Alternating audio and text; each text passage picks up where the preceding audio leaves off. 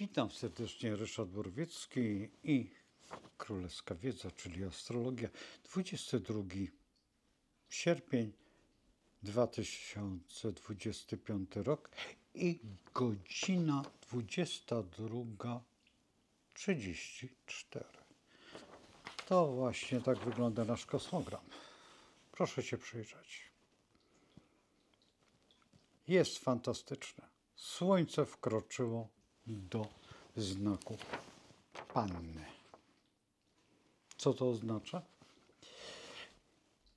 Dosyć poważne są konsekwencje tego, dlatego że za chwilę będzie nów. I ten nów ma zupełnie inne znaczenie niż to Słońce, które znalazło się w znaku Panny. W rzeczywistości Panna to czas rozważań nad swoimi słabościami, ale także nad swoją troską o siebie. To czas higieny i czas przede wszystkim sprawdzenia siebie, jak wyglądamy w tej rzeczywistości, ile posiadamy sił i przygotowujemy się do zbierania plonów. To przede wszystkim to, co da nam dopiero przyszłość. Waga przed nami jest nowym rokiem, a jeżeli to jest nowy rok, to teraz znajdujemy się właśnie w tym rozliczaniu siebie. Traktowanie siebie jako coś, co jest najważniejsze. W dodatku trzeba brać pod uwagę, że Saturn, który jest najważniejszą planetą właśnie w tym miesiącu, ponieważ wkroczył do znaku Barana, a wyszedł z znaku Ryby. I to daje nam w pewnym sensie działanie, ponieważ Ryby rozliczały nas zupełnie z innej strony, a teraz Baran buduje przed nami to, co jest bardzo istotne dla nas. To, co mamy robić, jak mamy się zachowywać, jak mamy dążyć, jak mamy przejść do przodu.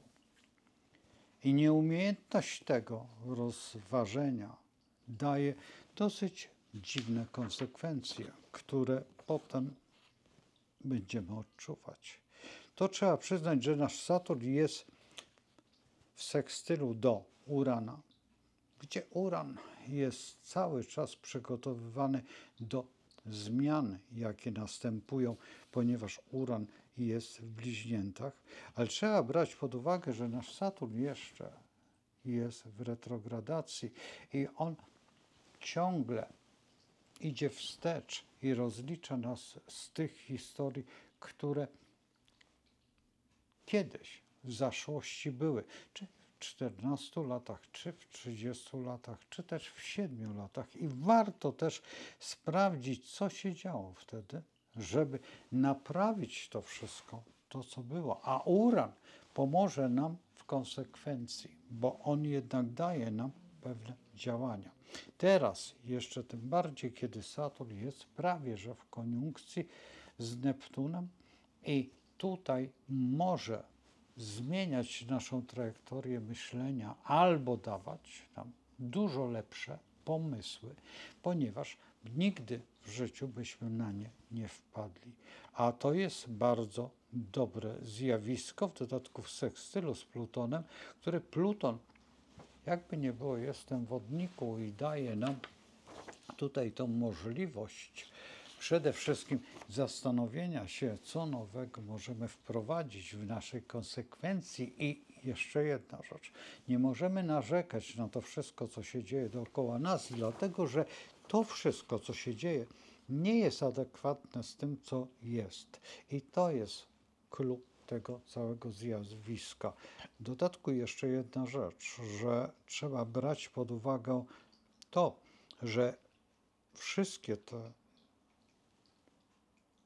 historie co do Saturna dzieją się w kwadraturze do Słońca.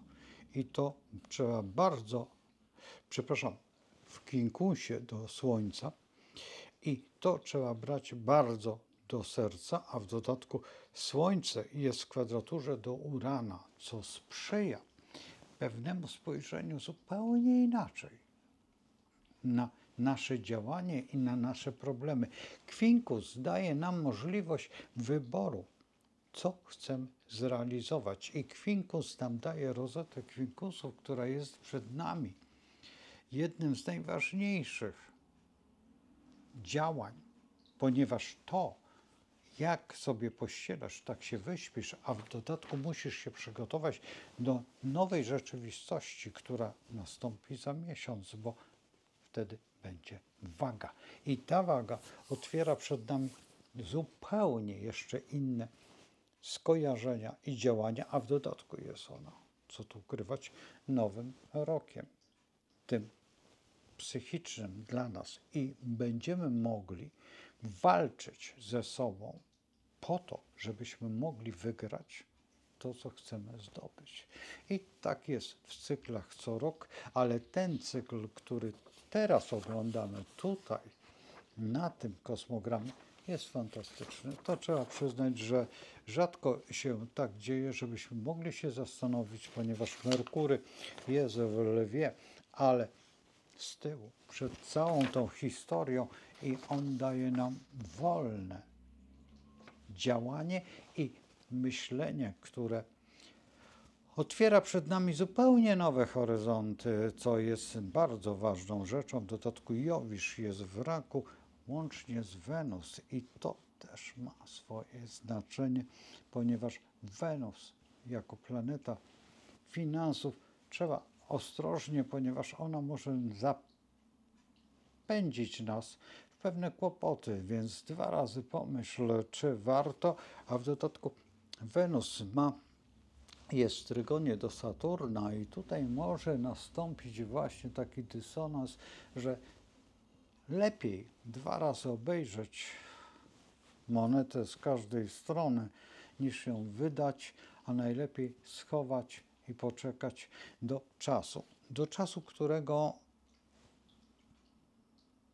bardzo trzeba przestrzegać. W dodatku Merkury jest także w Lwie i Merkury wyszedł z retrogradacji, ale jeszcze trzeba poczekać, aż dojdzie do tego punktu, kiedy on zaczął retrogradować, bo on już wyszedł z retrogradacji, ale jednak wpływ tych rozliczeń wszystkich finansowych i działań wszystkich, przede wszystkim tych psychicznych, dopiero jeszcze przed nami i musimy to pokonać. Także tutaj radziłbym przeczekać. Za chwilę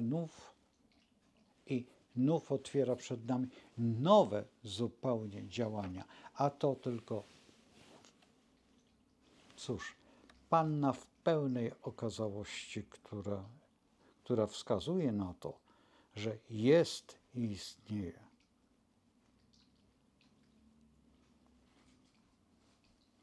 Do zobaczenia oczywiście i zapraszam na dalsze historie związane z astrologią, królewską wiedzą i tym wszystkim, co nas czeka i w jakiej formie będziemy zdobywać nasze laury. Bo teraz jest czas rozliczeń po to, żebyśmy mogli